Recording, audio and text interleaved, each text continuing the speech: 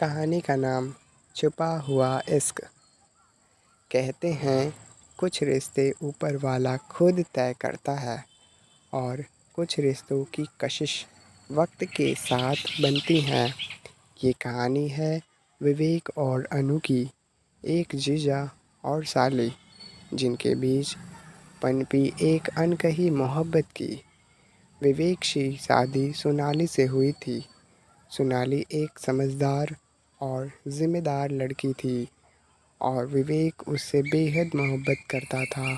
शादी के बाद पहली बार जब विवेक ससुराल गया तो वहाँ एक लड़की थी जो सबसे अलग थी। थोड़ी चुप, थोड़ी शांत, मगर आँखों में बेतहाशा सवाल थे। वही थी अनु, सोनाली की छोटी बहन। विवेक ने जब अनु को पहली बार देखा तो बस एक सामान्य मुस्कुराहट के साथ बोले, नमस्ते साली साहिबा। अनु ने हल्की सी मुस्कुराहट के साथ जवाब दिया, नमस्ते जीजा जी। दोनों के बीच न कोई लंबी बातचीत हुई, न कोई फिल्मी नज़रों का टकराव, मगर एक खामोशी थी जो जुड़ गई थी। समय बीतता गया। विवेक और सोनाली दिल्ली में शिफ्ट हो गए। अनु अभी कॉलेज में थी। हर छुट्टियों में अनु दीदी के पास आती और घर में एक अलग रौनक सी भर जाती। धीरे धीरे अनु और विवेक के बीच बातचीत बढ़ी। वो दोनों किताबें पढ़ने के शौकीन थे। अक्सर रात को चाय बनाते बनाते अनु कहती, जीजा जी, आपने love in the time of cholera पढ़ी है? और विवेक मुस्कुराहट जवाब देता, हाँ, और शायद तुम वहीं पढ़ रही हो जो मैं 10 साल पहले पढ़ चुका हूँ।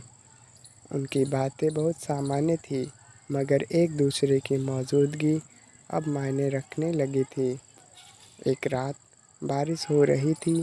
सोनाली किसी रिश्तेदार के घर गई थी और घर में बस विवेक और अनु थे। बिजली कड़की और अनु डरकर एकदम कमरे से बाहर निकल आई। विवेक हल्के से हंसते हुए पूछा, अब भी डरती हो बिजली से? अनु ने खुद को समेटते हुए कहा, हाँ, थोड़ा बहुत, लेकिन आपसे कुछ पूछना है। विवेक ने चाय का कप उसकी तरफ बढ़ाया और कहा, पूछो। अनु कुछ पल चुप रही, फिर बोली, क्या कभी आपने किसी से ऐसा प्यार किया है जो होना नहीं चाहिए था? विवेक ने उस पर नज़र डाली। उसकी आंखों में वही सवाल थे जो वो खुद भी पूछना चाहता था। हाँ, विवेक बोला, लेकिन प्यार सिर्फ पाने का नाम नहीं होता। कुछ मोहब्बतें बस महसूस की जाती हैं, बिन कहे, बिन मांगे। अनु की आंखें भीग गई। क्या आप भी वही महसूस करते हैं जो मैं? विवेक ने चुपचाप सिर झुका लिया।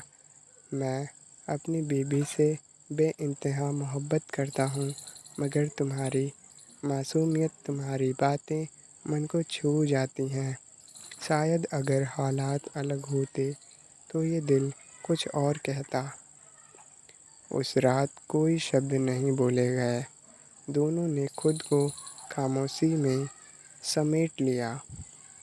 कुछ महीने बाद अनु की नौकरी मुंबई में लग गई। उसने खुद को पूरी तरह व्यस्त कर लिया। विवेक भी अपनी ज़िंदगी में लौट गया, लेकिन एक कोना अब भी अनु के नाम था। कुछ सालों बाद सोनाली को एक बीमारी हो गई, कैंसर। विवेक ने सब कुछ छोड़कर उसकी देखभाल की। अनु भी लौट आई। अस्पताल में तीनों एक साथ थे, पर अब कम और भावनाएं गहरी थी। सोनाली को अपनी बहन और पति की खामोश जुड़ाव की भनक लग चुकी थी। एक दिन उसने अनु का हाथ पकड़कर कहा, तुम दोनों में कुछ तो है जो मैंने हमेशा महसूस किया है। लेकिन अनु, मैं जानती हूँ विवेक ने कभी मेरी मोहब्बत को कम नहीं होने दिया और मुझे तुम दोनों पर फ़क्र है कि तुमने अपनी सीमाएं नहीं लांघी। सोनाली की आंखें बंद हो गई। वो जा चुकी थी।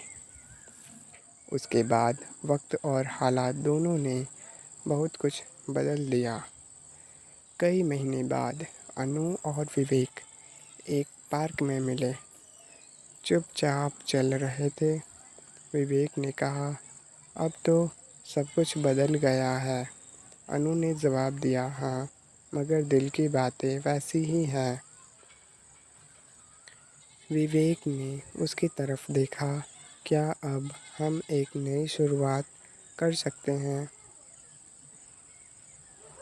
अनु मुस्कुरा दी, हमारा रिश्ता शायद कभी समाज के नियमों में फिट नहीं होगा, लेकिन अगर दिल सच्चे हों तो रिश्ता नाम नहीं, एहसास से बनता है। वो दोनों एक दूसरे की ओर बढ़े। न कोई वादा, न कोई कस्में, बस एक खामोश साथ। शायद वही सबसे गहरी मोहब्बत होती है। दोस्तों, ये कहानी हमें सिखाती है कि कुछ कहानियाँ अधूरी नहीं होती, वो बस अपनी मर्ज़ी से मुकम्मल होती हैं, बिना शोर के, बिना नाम के, सिर्फ़ एहसास के साथ।